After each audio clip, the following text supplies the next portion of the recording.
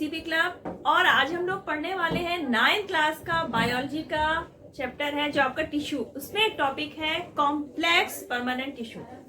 Simple permanent tissue में क्या होता है, जितनी भी सेल्स होती है सारी एक ही टाइप की होगी, लेकिन जो कॉम्प्लेक्स परमानेंट टिश्यू होगा उसमें जो सेल्स होती हैं वो मोर देन वन टाइप, यानी एक टाइप से ज्यादा भी सेल्स हो सकते हैं, अलग अलग टाइप की सेल्स हो सकती है, लेकिन उनका ओरिजिन एक ही होगा। जो ओरिजिन होगा उनका सेम होगा, लेकिन डिफरेंट टाइप की सेल्स होगी और सारी मिलके कोऑर्डिनेट करके फंक्शन एक ही परफॉर्म करेंगे। यानी कि ये मोर देन वन टाइप हो सकती है और इनका फंक्शन एक होगा जो कि सारी एक साथ मिलके करेंगे। तो आपके जो कॉम्प्लेक्स परमानेंट टिश्यू है इनका मेन फंक्शन होता है वाटर, मिनरल सॉल्ट और फूड का कंडक्शन, इसलिए इनको हम कंडक्टिंग टिश्यू भी कहते हैं। और इसके एग्जाम्पल है आपके जाइलम एंड फ्लोएम। तो सबसे पहले आता है आपका जाइलम।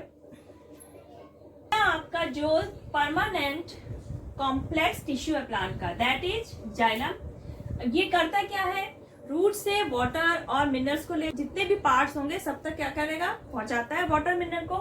तो इसको हम लोग क्या बोलते हैं, कंडक्टिंग टिश्यू। ये एक कंडक्टिंग टिश्यू भी है और मैकेनिकल टिश्यू भी है, क्योंकि ये प्लांट को मैकेनिकली सपोर्ट भी देता है। क्यों भाई, क्योंकि इसकी जो सेल्स होती है उसमें क्या होता है, लिग्निफिकेशन हो जाता है, लिग्निफाइड हो जाती है।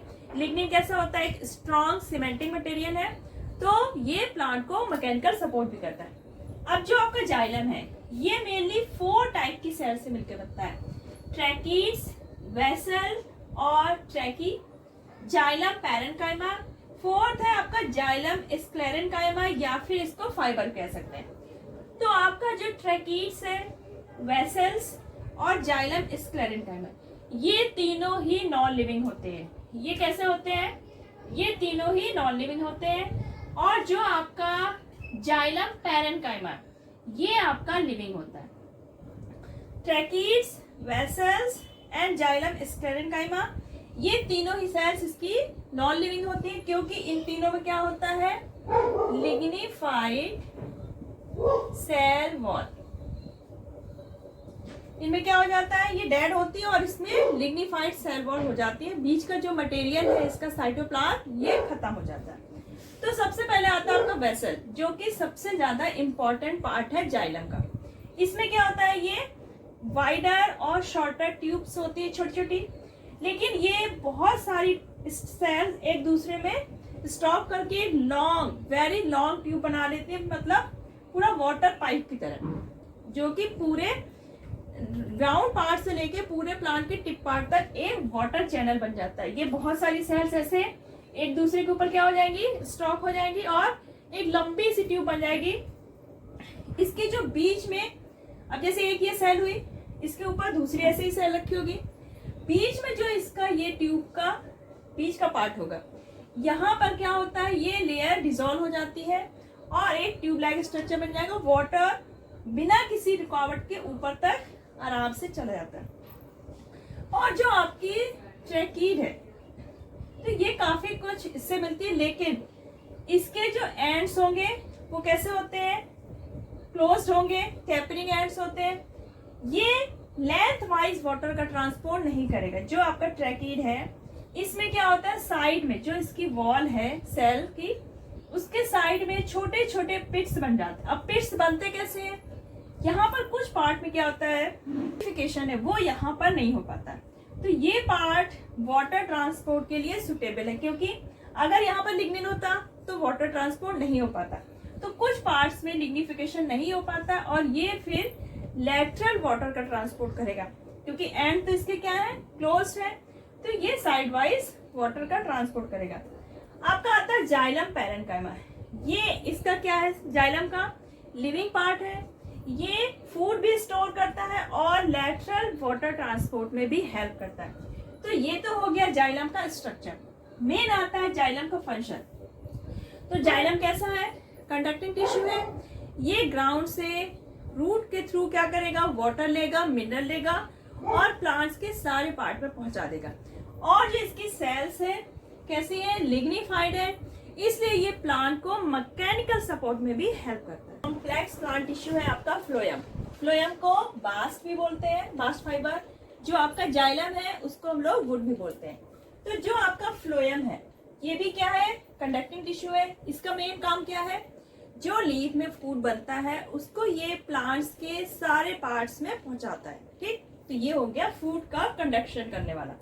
अब ये मेनली 4 टाइप की सेल से मिलकर बना है, seed tubes, companion cells, phloem parenchyma और फ्लोएम फाइबर। तो इसके जो 3 सेल्स हैं, seed tubes, companion cells and phloem parenchyma, ये तीनों ही लिविंग सेल्स होती हैं। लेकिन जो फ्लोएम फाइबर है ये कैसा होते हैं, डेड। अब आइए आप स्ट्रक्चर पे। ये रहा आपका मेन जो है आपका सीड ट्यूब्स।